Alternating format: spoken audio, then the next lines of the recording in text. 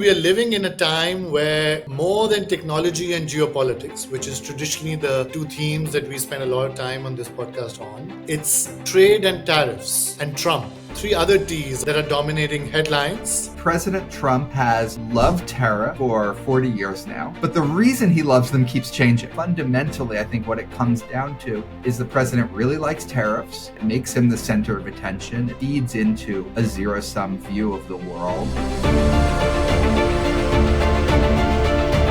Professor Jason Furman, Aetna Professor of the Practice of Economic Policy, jointly at the Harvard Kennedy School as well as the Department of Economics at Harvard University. Professor Furman is also a non-resident senior fellow at the Peterson Institute for International Economics, from where we've had a couple of guests earlier on the podcast as well. Professor Furman also co-teaches EC10, Principles of Economics, the largest course at Harvard. Previously, Professor Furman served for 8 years as the top economic advisor to President Barack Obama, including serving as the 28th chairman of the Council of Economic Advisors from 2013 to 2017, acting as both President Obama's chief economist as well as a member of his cabinet. Who do you think are the winners of the current trade strategy being adopted by the Trump administration? India had been in a position to really benefit from trade shifting from China to India, from ending up with a lower tariff rate than China. Right now, we're on track to a 50% tariff rate starting at the end of August on India, so it might be the exact opposite. If you were now briefing the Indian Prime Minister, what would you advise him on how to both negotiate in the short term with the US, but also how to adapt in the long term?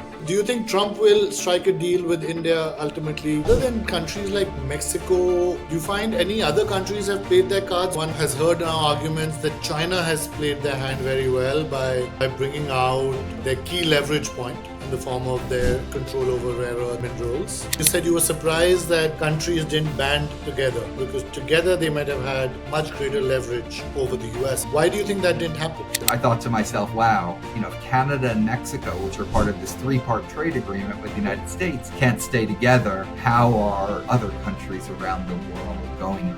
There's some talk that, this is India's 1991 moment when, because of global circumstances, India then launches its massive liberalization reforms. Do you see for places like Europe and India, that opportunity to really reform domestically?